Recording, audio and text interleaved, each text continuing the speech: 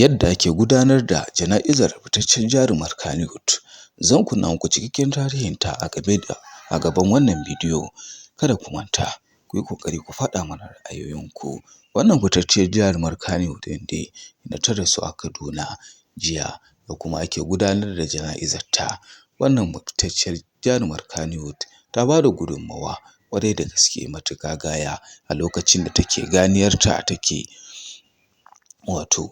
yin aikinta tuƙuru a masana'antar Kannywod.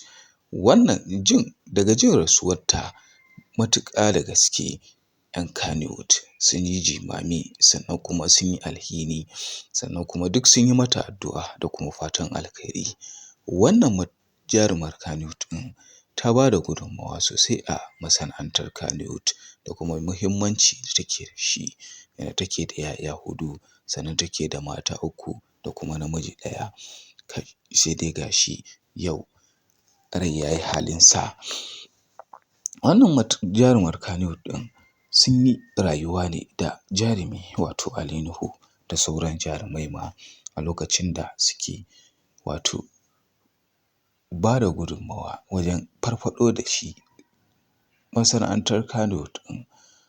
Ƙwarai da gaske ta sha wahala, amma kuma daga bisani ta zo ta yi aure, ta fita daga sabgar shi wannan shirin fim ɗin, inda ta je ta yi aure ta kuma kiyase mutuncinta.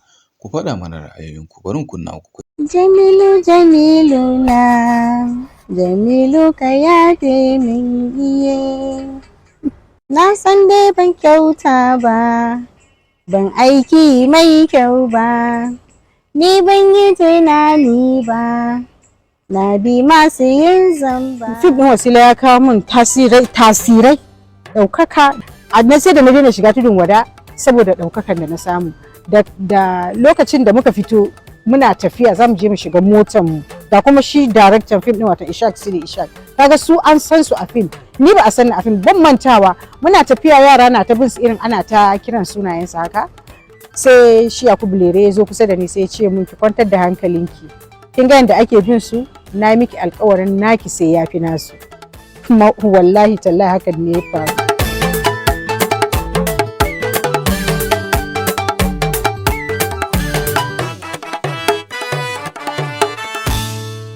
Akwai taro da na taɓa zuwa, manyan mutane na wurin taron nan, ba zan manta ba. Lokacin garin Abuja bai yi cikan da ya cika yanzu ba.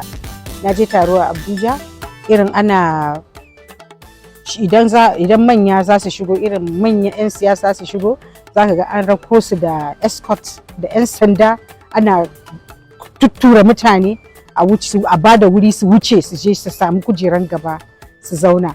Sai na ga da aka ce gani na zo, har na sa kafana na sauko daga cikin motan da aka kawo ni wani taro da aka gaice ni, sai aka ce mun wait irin, sai ni ma aka zo ana mun magana irin kaman wata mai mahimmanci haka, ka gani, wait na wait. Sai aka zo daga baya sai aka ce fito, sai na fito. Da na fito abin da ya ba mamaki, sai da aka canza mun mota, sai da aka ja ni zuwa gaban inda zan shiga, sannan aka sauko da ni.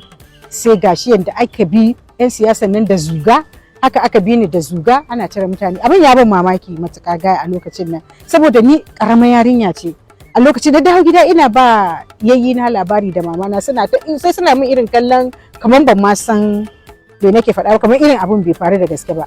To sai da ya zo ya kai wani munzali da su 'yan uwana ma ba sa so ma anguwa ya haɗa mu ni da su, ba sa so. A gaskiya na ga abubuwa da yawa. Wata sa'in zan dawo gida ko zan zo kawai in ga kyauta, da yake lokacin kaga ba waya, bai fito yayi yawa din nan ba, haka lokacin nan zan dawo kawai sai in zo in ga an ce ai an zo neman ki, an ka miki abu, ai an zo an yi kaza, gashi nan kuma irin kai ta samun irin gayyata wurin da baka taba tunanin zaka je ba, wurin da baka taba tunanin zaka haɗu da mutanen ba, saboda I was a nobody. All of a sudden I became somebody da ake son gani. Alhamdulillah.